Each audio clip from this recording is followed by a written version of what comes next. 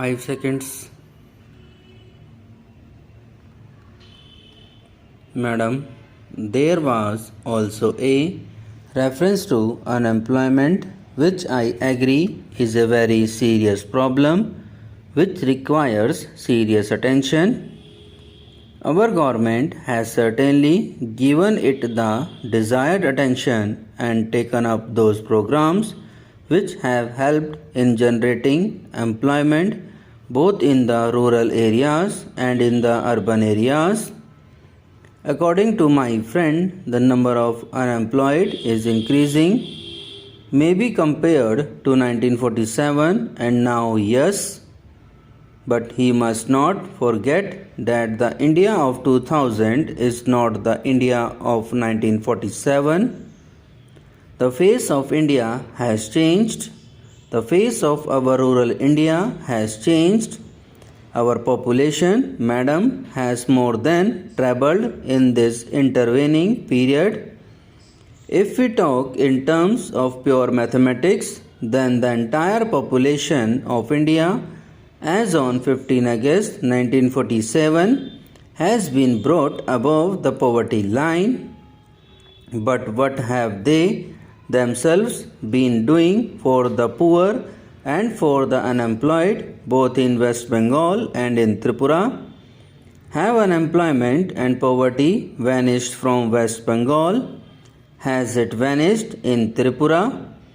In the case of West Bengal, it is the one state in India where the economy has been most mismanaged, where employment is given not keeping in view the deserving nature of a case, not keeping in view the social and economic plight of an individual, but whether he holds the red card of the CPIM or not.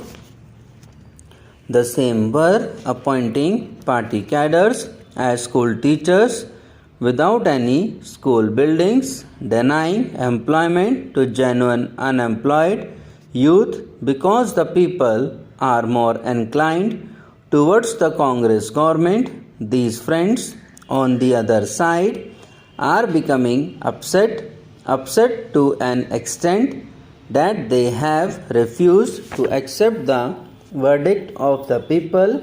They have refused to accept the mandate given by the people to Congress party even in the latest election in Tripura. Madam, coming back to the institution, which situation prevailed last year, it is a matter of concern with that we continue to have a serious challenge posed by the fundamentalists. It is well known that they have been getting the assistance from across the border where training camps have been set up. They are getting weapons from there, and innocent people, including women and children, are becoming increasingly the victims of such forces. We condemn this outside interference and assistance, and we should not have any reservations. Sir, the other threat which we face because of the military built up across our borders is also a threat for all of us to face. While I will dwell on it later, what I find is that friends on the other side sometimes ignore or refuse to accept that it is equally their responsibility to be one with the government on these issues, those issues which concern all of us as a nation. Last year, we have also seen the worst drought of the century, more severe than what was there in 1967. The drought affected 240 districts in the country. In some parts of Saurashtra and Rajasthan, it was for the third or fourth successive year that the drought was there. And in Bengal, Assam and parts of Bihar had floods. It was a great challenge, and I commend the government for having geared itself up. The government did not for a moment shy away from the responsibilities. In spite of the enormity of the challenge, the situation was met effectively. We all know with what promptness the central teams were dispatched to all the affected states to assess the damage or the loss. Timely assistance was provided to the people, particularly to the farmers. The public distribution system was strengthened. Water was made available. Essential commodities were made available, and there was no panic. In any other country, particularly in a developing country, is a crisis of this magnitude would have resulted in panic. But here we commend the government for having weathered the storm, and in addition to that, for the alertness with which the counter fiscal measures have been taken and financial discipline introduced in the country to check the inflationary trend.